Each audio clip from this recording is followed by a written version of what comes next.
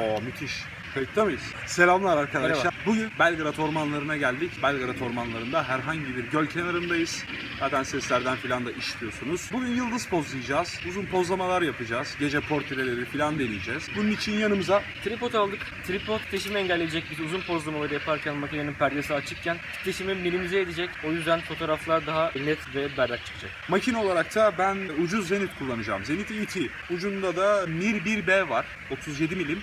F2.8. Diyafram değerinin tabii ki bu kadar düşük olması ışığı daha çok böyle alabilmesi adına önemli. Film olarak ben Fuji C200 kullanacağım. Taze, taptaze Fuji C200. Sen? Ben de makine olarak bugün Yashica Elektro 35 kullanacağım. Bu bir rangefinder makine, yani aynasız makine. Aynasız makine olduğu için titreşimler en az seviyede olacak ve bu da işimizi çok kolaylaştıracak. Ben de film olarak taze bir Fuji C200 kullanacağım. Görüşmek üzere. Görüşürüz.